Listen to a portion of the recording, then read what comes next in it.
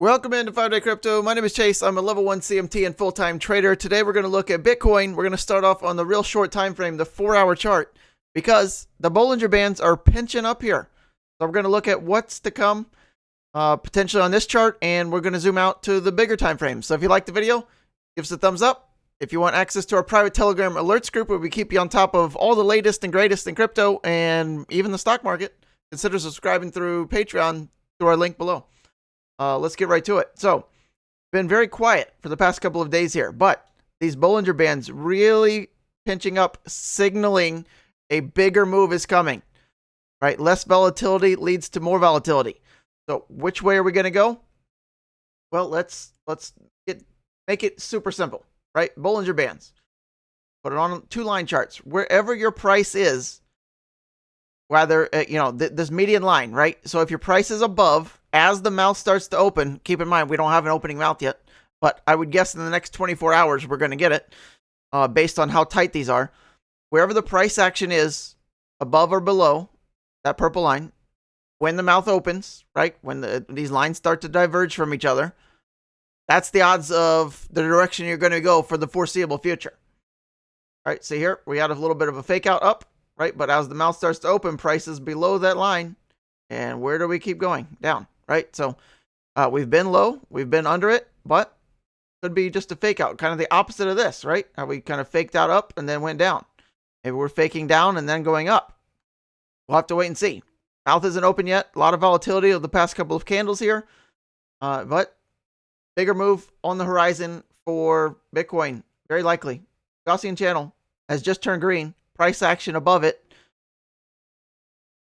For that reason alone, I would lean a little bit more bullish, but we're really on a battle here. So someone's going to win. We're kind of equilibrium, right? You can see kind of this price action below, price action above, back below. So we're kind of walking the balance beam. See which way we go. That's Bitcoin kind of wrapped up on the short time frame, what to watch for. On the daily chart we looked at yesterday, rejection off the median Gaussian channel line. Again, even on the daily chart, we're battling that median Bollinger Band, but it's still very kind of 50-50 split here as well for even on the daily chart. Slightly more bearish here because we are under the median Gaussian channel, right? Hence all the red candles. But we're also in the upper tier, battling the upper tier of the Bollinger Bands. Let's look at our moving averages. So if we put those on, take the Gaussian channel off. Try this again. There we go. You can see all the moving averages are moving sideways. That's a no trend, right? Indecision in the market, kind of by definition. You want your trend lines and your moving averages to be moving in a direction to get a trend, right? This is not a trend. This is consolidation after a trend, right? Trend up, moving averages up. This is chop before the next move. Whether that's down or up, we don't know yet. So we're starting to watch on the shorter time frames to try to kind of give us a heads up on what's to come. And we just don't have it yet out of the daily, so that's why we zoomed in on the 4-hour. All right, let's do a checkup on the weekly. Still batting the weekly EMA 8 after a kind of a dragonfly doji candle printed last week, right? Testing the 21-week EMA, leaning a little bit more bullish off of that, but we need to see follow through this week or next, right? I would give this a break and maybe we could do some indecision like this perfectly drawn candle there. So don't lose patience on the bulls or bear side, whichever way you want price to go off of this week, but it's got to be within the next 2 weeks or really like 12 days or so. So this candle can take a break because of this price action, right? Rising, take a break, and then we have to go for the bulls, or right, rise, bulls, take a break, and then bears come back, right? So we're kind of waiting on the macro scale, but we might get a little bit of a heads up, as I said, for the 4-hour chart. Look at those Bollinger Bands, right? There's probably the narrowest we've seen in months, if not maybe years, right? Look at and that likely signals, again, a bigger move. Maybe something like that or like that, right? Which color do you want? Red or green, 4 or 5% to the upside. Maybe we get that in the not so distant future. All right, I'll kind of wrap it there. Let's do our quote of the day. Difficulties are things that show a person what they are. Nothing can reveal who your true self is until you go through some serious shit. Then you find out a lot. All right, so let's get to our car of the day if I can find it here.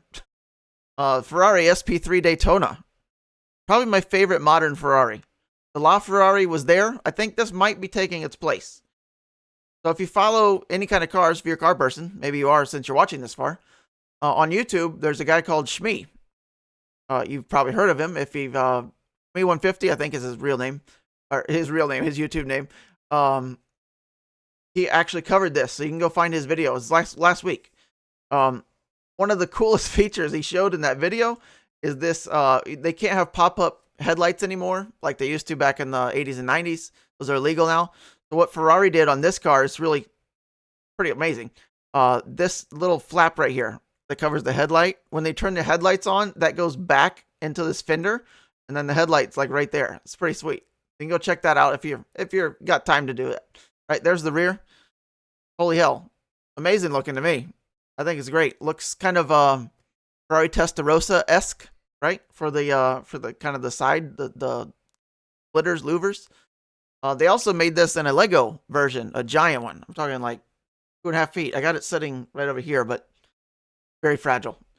We can go look up the Lego version, the Ferrari Daytona. So I built that. It took me about 20 hours to build.